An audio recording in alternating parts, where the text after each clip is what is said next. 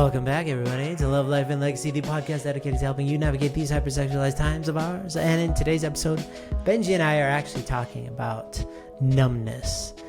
Numbness, the act of experiencing nothing because you can't or you won't, is a defense mechanism that we all have to some degree.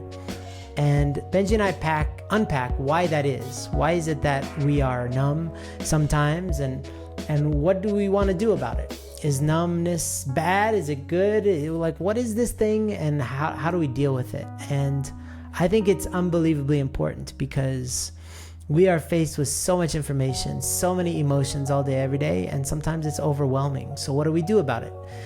Well, I guess you should listen if you want to know. So let's get into it.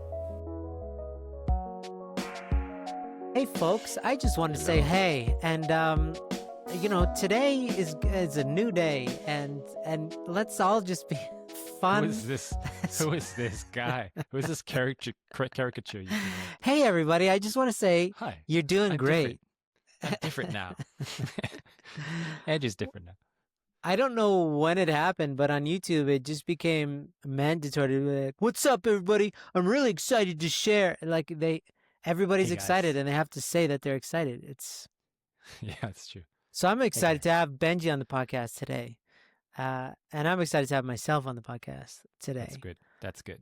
And I'm excited to talk about what we're about to talk about, which is numbness. Yay! That almost sounds like numb nuts, but we don't say that on this podcast. So censor it, whoever's editing this. This is a big thing. Okay, so Benji, let's unpack this. There's like, what is numbing, and is it good? Is it bad? And then when it's bad, how do we get out of numbness, right? But there is a phenomenon that young people are just used to. That's their world. That's the world that they grew up in, which is being inundated with information. And so, like, you open up social media, which used to be about like, hey, here's pictures of my cats, which a lot of people probably don't remember. I remember the girl that invited me to Facebook. And I was like, oh, not this again. Because before that was Friendster. I was like, more pictures of cats or whatever. And it's people being like, it was never about politics or anything like that. It was just Facebook in the beginning was college kids and then plus. But it never extended to like parents or grandparents. No way, Jose. And you would it wasn't even really sharing pictures because that was like a lot of bandwidth back then. But it was like people sharing like funny things, nothing serious, maybe GIFs. Status if somebody could, status update. The techie people could have GIFs, and they would be like the overlords of that world because they're like, how'd they do that? How'd they find such an appropriate GIF? Because there are no websites or anything. But it was like really like it felt like a community. I remember if you posted something especially when a few years later when smartphones had really good quality pictures, you could post pictures of yourself or things that are going on. And then if somebody commented, you'd be like, oh, that really hit home.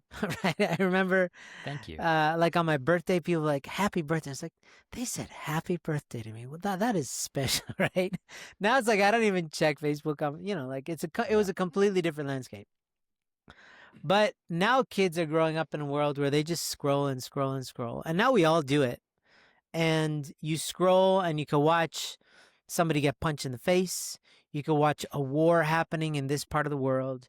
You can watch some really sad news like, somebody's mom just died and they're doing a GoFundMe. And then you just scroll down and then you start watching skateboard videos or whatever. It's just like all interconnected. Yeah. And because of that, there's this numbness that's like taking over that we could be so desensitized to things that we probably shouldn't be, but it's because we're so overexposed. We've never been exposed to so much information simultaneously in history. Like, you would be concerned with what was happening in your village, and that's pretty much it. And if it was like news about the next village over, it's probably that they were going to attack you, and then that was important information. But you don't know about what's happening on the like world level. Like, what is that even? And so, now we're faced with like we have all news all day, all the time, and numbness is inevitable, right? Mm. So it's like not necessarily a bad thing, but I just want to unpack it. So like, what are you? Let's start like I guess on a personal level, Benji. Like, how do you experience numbness? Do you ever see this in yourself? Like, wow, I totally don't feel anything about this, or I remember the first time I noticed it, it was after watching The Walking Dead, like binge watching. This was maybe 10 years hmm, ago when it was a big thing. And yeah, anyone that knows The Walking Dead, it is gory. It is raw, unfiltered gore. sure, And it's known for that. And I remember I was I was driving or I was in a bus, and then I remember seeing like a decapitated deer, not a human, but like a deer or something, some kind of yeah, animal. And then I remember passing it without like blinking an eye, you know? And then I made the mental note. I was like, oh, that's probably an effect of watching The Walking Dead. Because I didn't sure, even like, I wasn't like, like now I'm a little more sensitized to it because I stopped watching that stuff. But I remember at the time it was very clear. I was going down a road that gore was just normal, and I wouldn't be surprised if I saw like anyways, like something more like disturbing in real life, and I wouldn't even like, I just like walk right by. So I definitely notice it in media. I mean, I think that I'm trying to think about my life right now. Um, hmm, it's hard to say because I think for my sanity right now, I'm at a place where I don't consume media and stuff because I know that that can very easily mess with me sure, in terms of like my emotions and my emotional state. And it takes one headline about True Mother, for example, for me to be like absolutely like livid. Like just the way that things are portrayed or trying to get me to feel something and manipulate my emotions about any news. Like if you look at any article, you'll notice how they try to manipulate psychology to make you either enraged or curious, right, is a big one. And like I try to spend as little time as possible on that. huh. um yeah, so I think as this conversation goes, I'll maybe think of some stuff, but right Sure, now sure, I sure. feel like I'm in a pretty good space, maybe, but that's exactly what a completely numb person would say. So I'm I fine. I'm don't fine. I, yeah. Yeah. Well, so that's a great place to start. I mean, recently there's the shooting of Charlie Kirk, and that was on Mm, the same day as a mass school shooting. Close to me, by the way, in an mm, area that when we were coming back to America, I'm back in America, by the way, everybody. I was planning on living in. It's a place called Evergreen, and maybe 15, 20 minutes from our house. And that got buried in the news. Like school shootings used uh, to be like Columbine High School. I still remember right, the name of the high school because that was national news that stayed in the conversation for years, right? And now it's just like that story, like a lot of people didn't even hear about it because there's so much news coming in. Um, yeah, but that's so, true. I mean, that Mm, gore that you're talking about, that sensitivity uh of violence. I remember very very much like maybe 10 years ago seeing anything to do with physical violence, I'd feel ill, right? mm. Like if I saw even MMA, I don't like watching MMA. I'm just maybe, some people would have opinions about that. I lack testosterone or something, Mm, but I know about head injuries and I'm sensitive to that. And like I'm like I just watch this stuff. I'm like, oh my god, why are these guys doing this for a living? It sounds brutal. But now I can see it because it just got exposed to so much. I don't feel ill mm, when I see people, you know, like in MMA or whatever, punching each other, and I don't know that I like that, right? But I'm more numb to it. And one point that I just wanted to make is when we were talking about what this episode was, the distinction was that apathy is not, caring. Is like I don't care. I just don't care about that thing. Right. But the numbness that we're talking about is like I don't feel. I don't feel like you obviously don't care, but you don't even feel. Maybe you want to care, but you just don't feel like you care. mm, And I was talking to somebody that I know the other day about this situation with True Mother, and she's like her mom was just crying all day every day. Her dad is mm, actually in Korea staying outside the detention center like protesting and praying and whatever, like doing this stuff. And then she's like she doesn't really feel that much, and she feels like she should feel, but she doesn't. And so that's a really interesting layer to this, is that even sometimes intellectually we know that we should care, we don't have the bandwidth, the emotional bandwidth to care. And like, I think one important thing is that we can't care about everything deeply all the time. Otherwise, we wouldn't get out of bed, or it'd be Uh, really hard to function if you really thought seriously about certain people's situations, like in the Middle East, certain countries in Africa, because we're trying to travel Africa, there's active wars going on. If you're aware of the pain and suffering of like what's actually happening right now, it's so overwhelming we couldn't function mhm. as people. And then we're not really helping anybody. We're just, miserable, Yeah. you know? It's, I think, apparent that historically it makes sense that numbing ourselves, I think numbing is not the right word because it has a very negative connotation, but Sure. like productively distracting ourselves, Mm-hmm. you know, in a helpful way. Historically, it's been helpful, maybe evolutionarily even. I know that's a trigger word, but deal with it. Like hum Evolution. evolutionarily, Okay. because like anyways, ancestrally, maybe that's a better Because it's term got to so use. many syllables. People who hate syllables are like, that Evolutionary. Benji's at it again. What do you get paid by the syllable, Uyama? The syllable No, police. yeah. Yes, for our non-English native speakers. Ancestrally, it's helpful to, like, when I talk about addiction with like porn addiction with people, for example, it seems helpful when I describe it as like there are ways to deal with triggers that are healthier and there are ways that are unhealthier, and it's more like a sliding scale of the least helpful and the most helpful.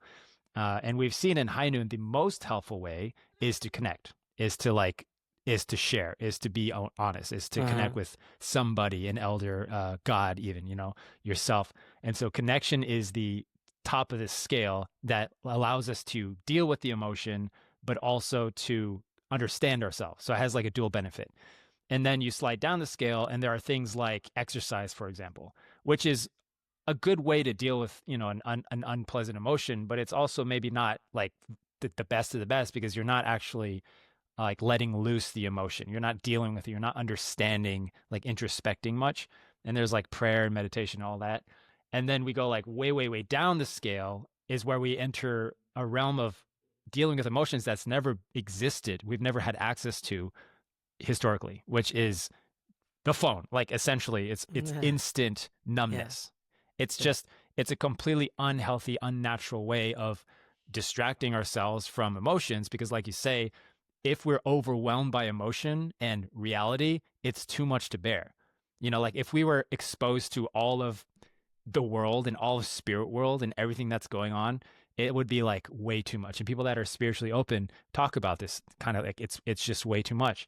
Hmm. And so I think it's helpful to distinguish this, kind of healthy way of dealing with emotions, which is more like the in the realm of what have we always been had access to, and then the unhealthier forms are basically anything to do with technology, anything Yeah. or drugs, like the accessibility of escapism, the accessibility of numbing. I mean, drugs is a whole category we could talk about too.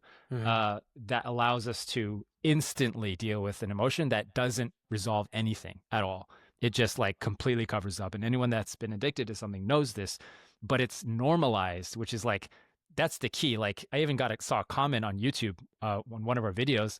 We were talking about Instagram and how it can be really damaging. And then the commenter was like, well, what's wrong with Instagram? Like this genuine question. And I was like, huh, interesting question. Like to us, I mean, it's if used in a very escapism type way, then absolutely like detrimental to people's emotional state and all that.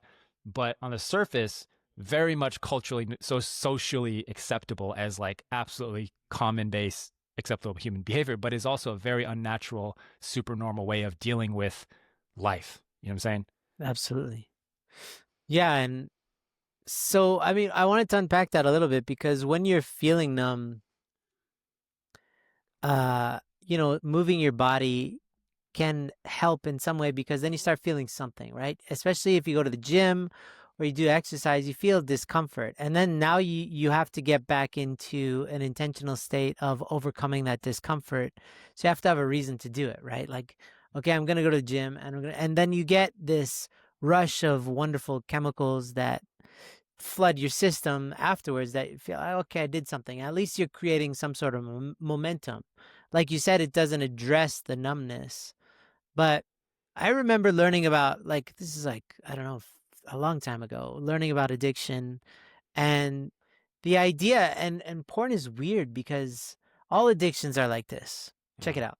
Like, the more that you feed an addiction, the less that anything else outside of that addiction can give you joy. It narrows your ability to experience pleasure from anything else other than that one thing. You're so channeled into this one thing being your only source of Mm. healing. And so porn becomes that for a lot of people, to an extent that nothing else can bring them joy. They become numb to it. And I know that a lot of addicts, when they're jonesing, like let's say drug addicts, and they need the next hit of this drug, they will do anything. They will Mm. kill. They're not in a state to feel anything other than a need to fulfill the urge that is so overwhelming. It's that's why they shake, to overcome drugs. When you like really detox yourself, a lot of people are violently ill for like a week or so. Their body starts convulsing because there's nothing else that it knows how to derive pleasure from. That's your mind, your body, and everything. With porn, it's also the same, where um when people start to disconnect from the addictive uh, relationship with porn, and they start to reacquaint themselves with reality, they start to feel all sorts of stuff. And they're like, Mm. whoa, I kind of Uh-huh. miss porn because at least it was kind of this blanket that could just cover all of these feelings that I don't know how to feel. But then you feel Mm. good stuff too. You feel the good and the bad. When you're not numb, you feel a range of emotions. And to be honest, most people are, from one day to the next, living most of their lives in a state of numbness. They don't feel anything for the person next to them in traffic. Think about that. You don't, Mm. when you Mhm. stop at a light and you see a homeless person, you feel nothing for that person other than, I hope that person doesn't ask me, right? Uh, if anybody comes into your space, like I was at a traffic light the other day and there's still squeegee people. And I was like, oh my God, who has cash? I was like, so I looked at him and I was like, hey man, no cash. Didn't speak any English, by the Yeah. way.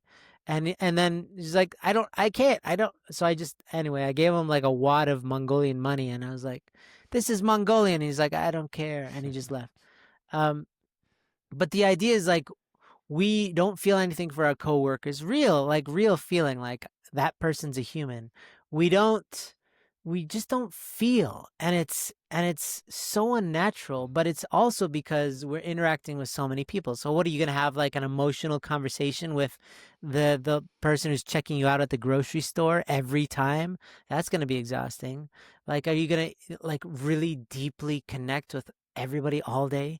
Like, that's impossible. But when you do open yourself up, so this is Benji, this is you're probably, I don't know where you stand on this, but since coming back to America, I realized that I had a hunger for human interaction on a very base level because I've been in non-English speaking places for years, like over 2 years.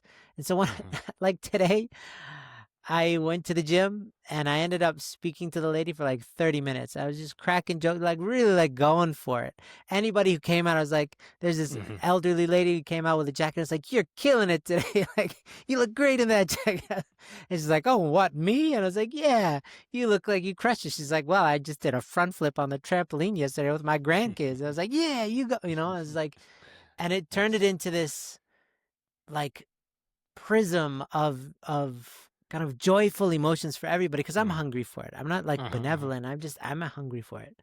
Mm. But how often do we have that, right? Uh-huh. It's so we're numb, like, to ourselves when we stare at our phones, but Uh-huh. we're Uh-huh. numb when we leave our house. We're numb to our family. If you think about how you talk to your parents, how you think about your parents, how much emotions you experience, positive emotions, empathetic Yes. Yeah. emotions that Yeah. you have for your Okay. own physical Yeah. parents, your spouse if you have one, your kids if you have them, your siblings. It's like we are so transactional and emotionless and numb to the world at large and even to our own family that, like, when was the last time you had a full day where you are alive emotionally? Really alive, when you welcomed all emotions. Yes. Hmm. Yeah. Yeah, that help. That's a very important framing. That's helpful. Uh, I definitely fluctuate. I've Based on noticed what? that. To be honest, I don't know. I don't know. I'm still trying to figure it out. I would say there were like three ratio is like 3 to 1. I'll have a few good days where I know this by how I feel about strangers. I think that's my tell. Yeah. If if I feel very judgmental, I know that it's something off in me. And I'm keenly aware of this. And so I don't know if I'm just like overly aware of it or I need to figure out something. But uh, when I'm overly judgmental of strangers, not like I'm pretty people I know, friends, family, mentees, I like have a lot of love, actually. It's kind of like when you're in your neighborhood, if you guys have experienced this is really interesting. If you're in your neighborhood, you will usually wave at people, but you would never do that to someone that's not in your neighborhood. Ah, tribalism. And vice versa, you would never like flip someone off or get angry internally or visibly at someone in your neighborhood, right? Because they're part of your circle, your community. But a stranger that lives in the next neighborhood or down the road or on the highway, you have very, very little care for. And so Or I if you're in noticed Chicago, you just shoot them. it's or in Denver. Uh, just flip them off. So I have noticed this in myself in that I am when it's people I don't know, I'm more not visibly. I don't get visibly aggressive ever, but I feel it internally. Like that guy, like just all the random nonsense in the mind, like judgments that don't make any sense. Like I don't know them, but on a good day, I will be able to look at anyone and be like kind of like you're experiencing with that woman. Like I feel you. I'm connected to you somehow. And I see them through their lens more, through their perceptions of life, Yeah. and I have this kind of empathy towards their experiences, no matter who they are, background, what they're doing, homeless, not, whatever. Yeah. Uh, I look at them and be like, man, I wonder what it's like to be them. I was even, yesterday, I was at the gym because we are at the gym a lot apparently. And We're such bros. I was watching the yoga class. All right. All right. Well, Stay with me, this guys. Stay with me. Benji, this is a Stay with family me. show. What are you doing? Stay with me. What are you doing with your life? This is an elderly yoga class that is mixed gender. All right. So I had no problem standing on the balcony and watching them while they were on the gymnasium, For the love of God, you're gonna get us all killed. the basketball gym. I had no problem watching them because I wanted to Okay. observe them. Right. And I was looking at this old guy doing they have the little dumbbells and they're doing the lateral raises. Okay. And I was looking at him and I was like, oh wow, like he is experiencing this workout as him. You know what I'm saying? And in a different life, I could very much have been this guy. But Hmm. he is experiencing life as an individual, not just people in a gym. And I was like, Hmm. oh, I just had this like transcendental moment where I was kind of seeing that. And then I was like looking at others. Anyways, my point is, Andrew, that there are really great people that work out at the gym, and it's totally fine to watch them if you want. And my second point is that I just picture this old guy working so hard, and he looks up, and there's just Benji there crying, having this religious moment, and he's like, thank you, I love you, man. Yeah. I Uh, see. so my point is that I fluctuate. I do, and Of I don't course, like yeah. it, but I notice it, and I'm trying to figure it out. I am. I think part of it is definitely it's how connected I feel to my wife and my kids. That's number one. If we're feeling disconnected or distant, even day to day, I can immediately feel like I feel something's wrong. Like I gotta resolve something. And then the second one would be like, did I meditate, pray the night before? Because that usually sets me up for a good day if I just have a good, peaceful meditation. Yeah. Mm. Yeah. And I think that's the thing is like I don't think it's up to us to say how much anybody should or shouldn't be numb, because you also do have an ebb and flow. Like if you're going through stuff in life, like the loss of a human being in your life, there are stages of grief, right? And that starts with denial, and then numbness is definitely a part of that. It's like too Mm. much for you to process all at once, so it's like a slow release.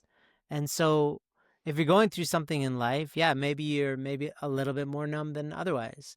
uh but also, how much would you like to feel every day? Because I don't think we are aware of how numb we are, and I don't think we'd like to be as numb as we are. I think we'd like to be more Mm. uh in tune with our environment, the people in our lives, the people on social media or whatever, right? That Alive. Yeah.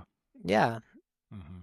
But that's just like everything with high noon, it's intentionality. I personally am a middle-aged lady, apparently, because my lately I do go on Instagram to look up how to have healthy desserts, because they do have all these cool new things like brownies made out of sweet potato kind of things, and like I'm all about that. I can't do that by myself. I need help. So I go, and clearly all women making this food for women and then me. So I'm Uh-huh. I'm all about it. But um how much social media? I don't go on Instagram to look up, brownie recipes when I'm struggling. I do it because I bring my kids. I'm like, yo, we need to make this, and they're like, yeah, they get hyped.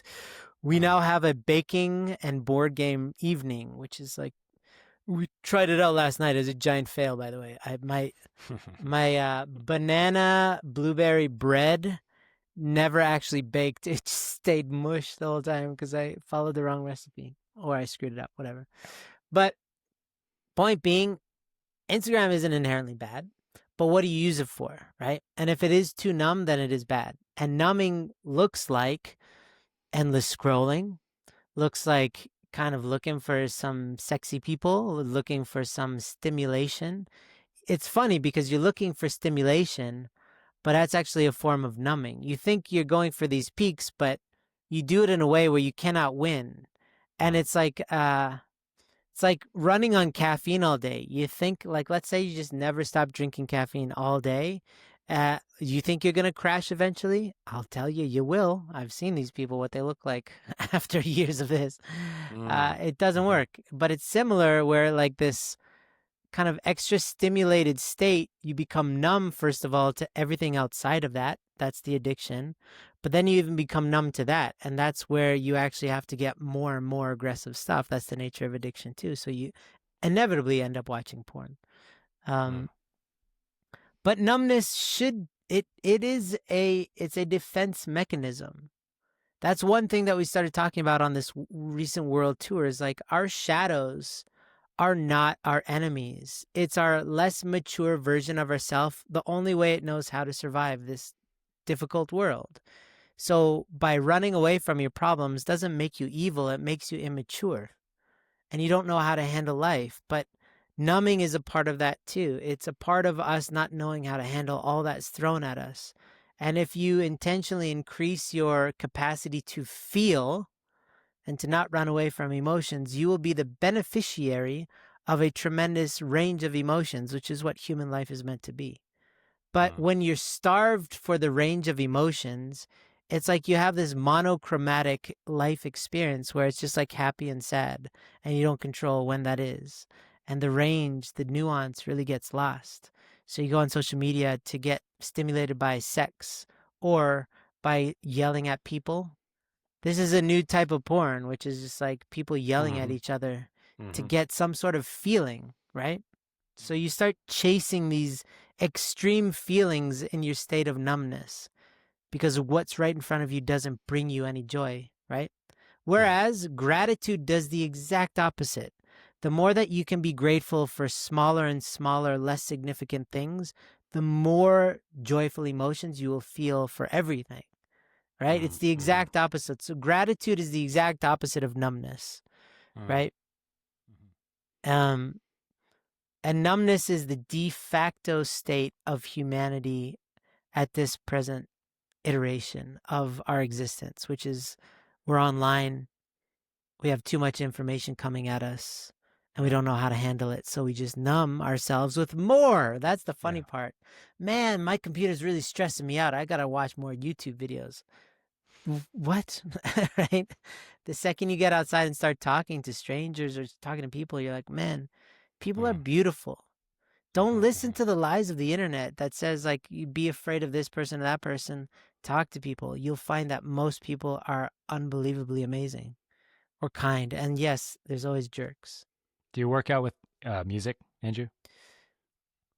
Sporadically. I try not to because I believe in EMFs and, that kind of stuff. But every once in a while, I have a pick me up.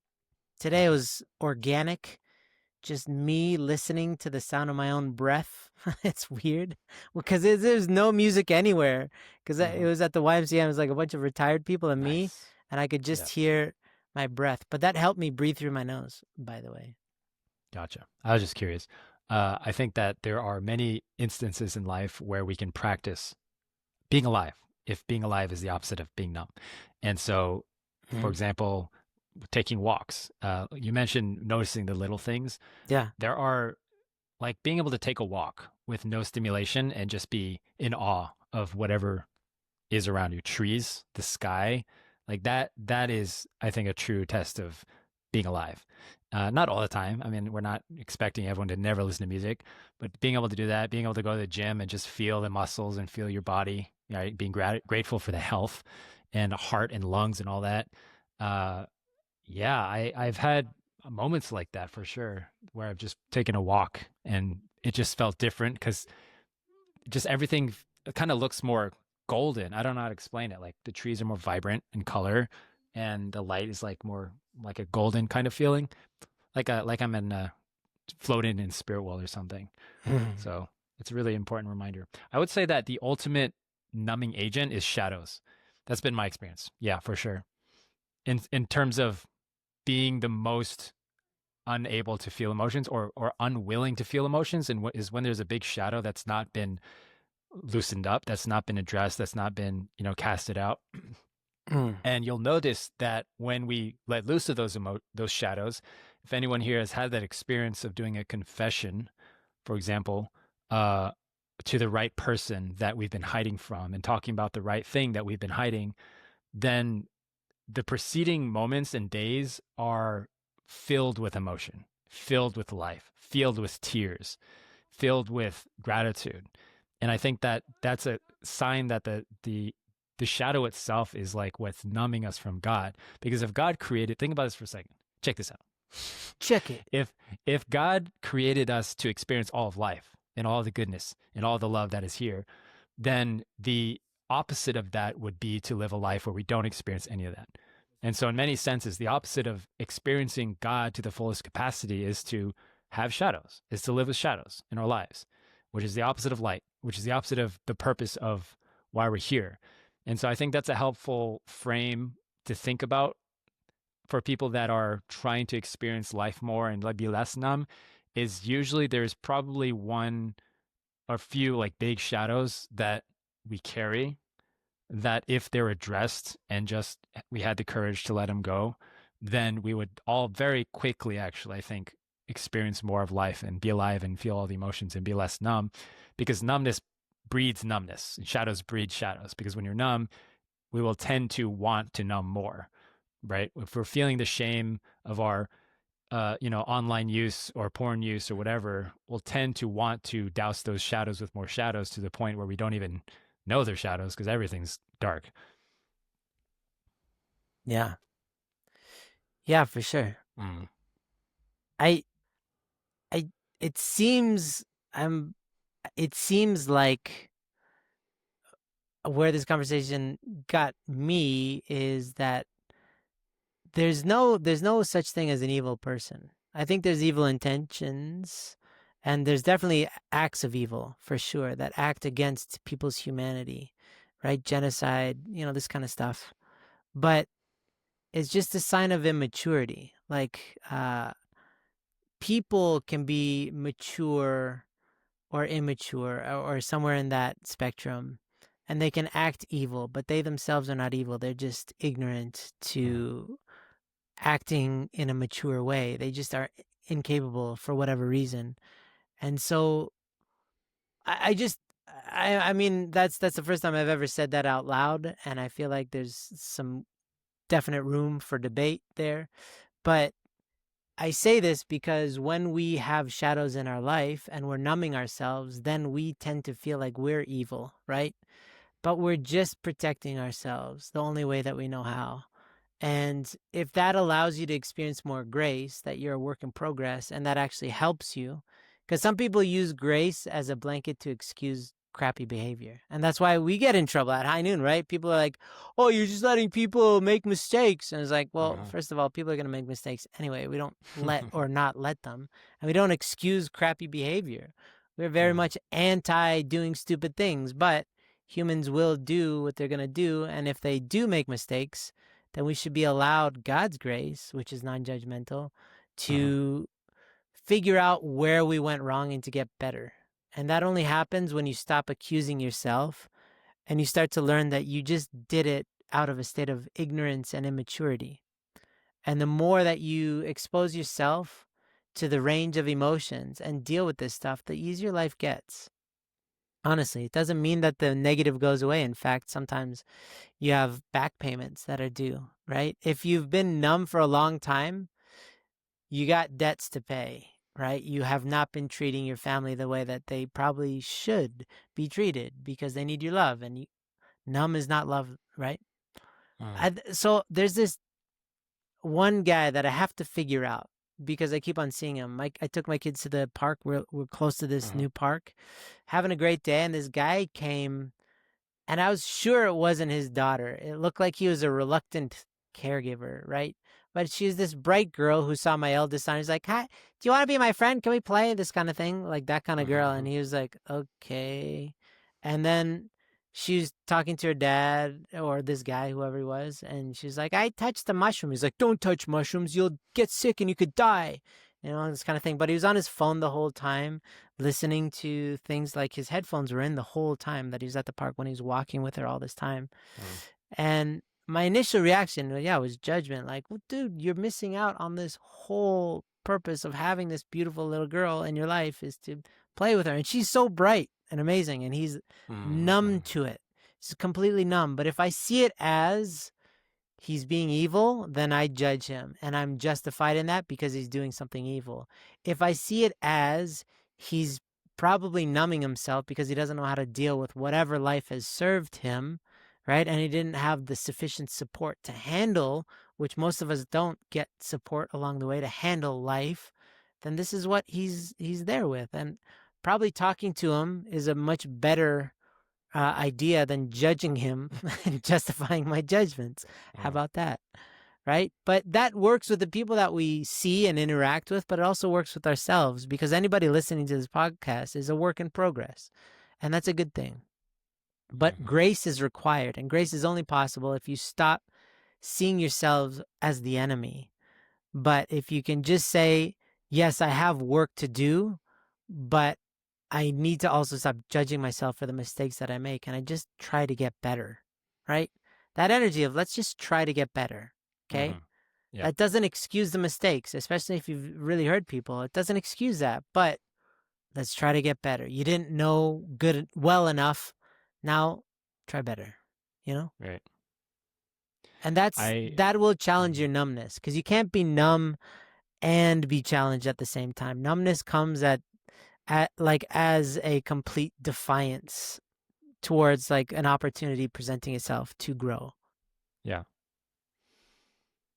There's no growth received in numbness. Sorry, you go. I received very wise advice when I became a parent, and I Oh, what did I remembered it. say? Jokes. A person that is wise told me when you're parenting, never get angry and never let things slide. And when I heard that, my first reaction was like never let things slide. To me, sounded like never let people make mistakes. Never let your kids be selfish or whatever. And I was like, I didn't agree with that at first, but I understand it. What it means is that it's okay for children to make mistakes, but you don't not address it. That's what that means. Always address it with love, with no anger.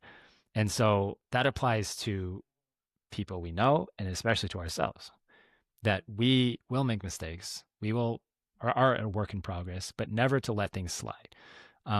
It's very different from disallowing yourself from making mistakes.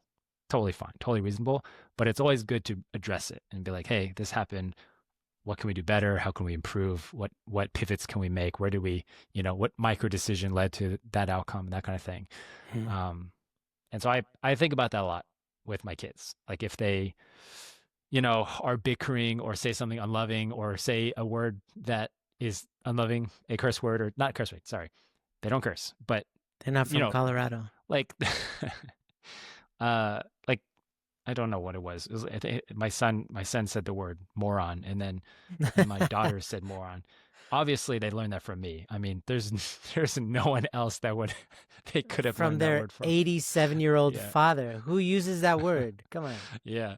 Uh, or it's from their grandma, but it's probably me. Are you Uh, teaching them words like nincompoop too? Like no, just a bunch of dusted numbskull. off old. Yeah. We are, yeah. So they were saying that throughout the day. When kids catch on to the word, they just keep saying it like for no Sure. reason. They Before just they even repeat know it. what it is. Yeah, they just think it's funny Yeah. to say. I did that so much when I was a kid learning, to swear. Uh, but every time they say it, I was like, don't say that. Like that's I can say that. You don't say it. Like don't call each other that, especially. Sure. But I just don't. I really am committed to not letting things slide. Sure. Uh, totally fine to make mistakes, but not. I'm not gonna not talk about it. And I do that with myself. I try to do that with myself as well. Yeah. And I mean, okay.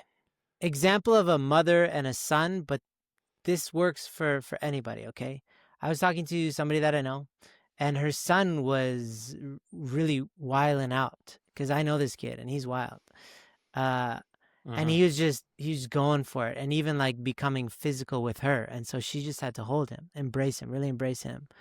And she never wanted to do that because to her that's an act of aggression. But in her holding him, he actually, like, she wasn't like beating him or hurting him, she's just holding him, embracing him. Mm-hmm. It totally calmed him down. And then she said, like, maybe 20 minutes later, he's like, "Mom, how can I help you? Do you want me to do any chores or anything?" And like now he Mm-hmm. wants to hold her hand. And she had this crazy epiphany of Mm-hmm. like, maybe I haven't been holding him enough. And I was like, yeah, have you heard like of regulating? This idea of regulating means that when we're unregulated, we need to, like, we're running hot, meaning super temper angry, like can't control ourselves, or running really cold where we're just depressed or isolating ourselves. We need somebody else to help us regulate ourselves. When we're kids, it's meant to be our parents. When we're kind of teenagers, it's meant to be our good friends and our parents, right? And then when we're young adults, it's more like, our friends. Hopefully, we've learned how to have good Mm-hmm. friends that can help regulate us. And then it becomes our spouse, right? And also, God obviously is through that, but we also need physical touch. It's not like a superfluous, just if I have time. Physical touch is a human need. We desperately need it. So, God can't do that. That's why humans act on behalf of God, right? So, Mm-hmm. um, this idea of regulation is super important to help numb us because it can it can act like somebody just putting their hand on their shoulder being like, "Hey man, how are you?" can totally bring back, oh my god, feelings. Like, "Oh yeah, how am I doing? How have I been acting?" But we need that. And maybe if you're numb, maybe you can try that with somebody else, because a lot of times when we're numb, it's because we're thinking too much about ourselves, to be honest, right? Because it's hard to be numb and to care about other people. Because if Mm-hmm. you're empathetic, you actually feel other people's feelings, which takes you out of the state of numbness. And so this is a little trick of like, staying connected also keeps you out of the realm of numbness. To be genuinely connected, because sometimes it means fighting, and you can't be numb and angry at the same time. Anger isn't bad, so long as you don't stay there too long. It could be a great teacher of many things, right? It can Mm-hmm. help resolve, show what's inside of you, right? Yeah. But also sadness, like being connected comes at a cost. But numbness is the disconnection from caring about, like, feeling anything about anybody. And that's, trust me, okay, here's an experiment that everybody can run. Look at your days. Look at today. How many times did you actually feel something for any living creature, or like this, like you said, the sky, for the fact that you have food, for the people in your life? Did you feel anything positive or negative, right? Um, and then how much of your day was just spent numb? And then when you start to really observe this from one day to the next, you can start to realize that you have numbing patterns. A lot of times, actually, I still numb myself every once in a while, not with porn or anything, but at night is when I get this really sometimes overwhelming sense of sadness come up, because that's when I'm really introspective. I start thinking about the world, the passage of time, and all this stuff. So that's when I actually use my faith to, I don't, I start by kind of numbing and just changing it, but then I just like, okay, I don't want to focus on that channel. That doesn't go anywhere. I would like to focus on joy. And so I start to pray, I start Uh, to listen to music or whatever. But um yeah, learning when Interesting. you Yeah. numb yourself and why. Because I think a lot of people that we talk to, Benji, numb themselves right before bed. Nighttime is Uh, very interesting. Time is relative at night. You could waste an hour scrolling at 11 o'clock at night when you should be going to sleep, way easier than you can scroll like at noon when you're supposed to be doing stuff, right? So like time is relative. It's also when we have all sorts of like the day's emotions come to us, and it's like a desirable thing to not have to deal with them for a lot of people, so they just scroll. So yeah. many of our guys and gals scroll right before bed, and they don't know why. Yeah. You're numbing yourself because you don't know how to process the day. I I will share something I learned about myself last night, Andrew. Okay. So I was meditating, and I know people feel differently about meditating, Well, they can so feel whatever deal they deal with want. that. But I was doing it, and I don't do very long. Maybe 20 minutes is my longest. And I just every time I meditate, I start tearing, like not just like a I'm tired yawn. It's like pouring down my face, tears, Mm-hmm. and Yeah. it's just going all the way down, Yeah. right? And because I'm meditating, I'm not like focused on it, so I'm just letting it go. And then I was looking into it, and every article, every video I watched about why people cry pointed to the same thing: releasing of emotions, Yeah. on like pent up emotion. Every single one was Yeah. like trying your body trying to soothe you and let go. And I was like, that's beautiful. Like that's amazing to know, because like I love that. I love that I can just cry these, and there's unprocessed stuff from the day that's coming out now. And like you're saying, at nighttime seems to be the peak when people are like tired and kind of like transitioning, if you will, to like subconscious sleepless time. Uh, but it's such a critical time to deal with emotions in a healthy way, as opposed to what people usually do, right? Um, And so I it's much more yeah, advisable to get into a meditative state and to cry when you're, say, at home in bed, rather than, staring at an old man from atop a mezzanine. Yeah, absolutely. So, yeah, okay, yeah, let's just end on that because this has been a mhm, doozy of an episode. But um, you watch Inside Out. It really describes it well. But you can study what the brain does when you're asleep. Sleep is so important because it categorizes things. It actually cleans out your brain. There's so much happening for your body. All your liver, that's why the first thing you do in the morning is pee, because your liver, all these internal organs were working and they want to get rid of the excess, right? But your brain, in terms of emotions and thoughts, it trims away a lot of stuff that you don't need, and it compartmentalizes things. It's quite an amazing and unbelievably complex system, right? But we have the responsibility, we have this 5% portion of responsibility to actually process our emotions. That doesn't happen automatically. And if you don't do that, they just start to store up and build up and build up and build up and build up until you feel really off and things stop working, right? It's like a cavity, an emotional cavity that's building up over time. So having a way to process emotions at the end of the day via prayer or conditions, via meditation is super unbelievably helpful. If you're talking in bed with your spouse or by chatting with somebody that you know, right? Talking about your day. That's why we offer mentorship, so that people check in at the beginning of the day and at the end of the day. It's for this reason, right? The beginning of the day to figure out who you want to be, and then at the end of the day to process your day. This is just like living one-on-one, and most people don't pass that test. And so, yeah, processing the day every single day helps you to move forward continually. And without that, emotionally, you're probably way more stuck than you might realize, because you have like old stuff that's just been clogging up your spiritual arteries over time, and you're going to have sickness. And spiritual sickness isn't always easily discovered. It doesn't always look the same, right? It could be sadness, it could be anger, it could just be like numbness, like we're talking about, just like, okay, I don't feel like feeling anything. Why? Because you have too many stored up feelings that are unprocessed. You can't have new feelings until you process those old feelings. And so these nightly routines are so helpful. And I'm glad you brought that up. And that is true, because I remember the first time I meditated, real meditation, was like 2005 or something. This That's when it was lady, invented.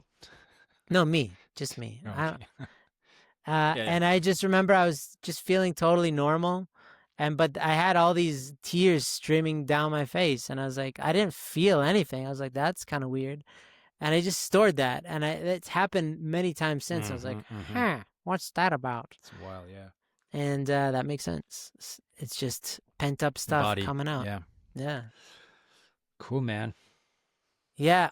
Thank you, everybody. Don't be numb.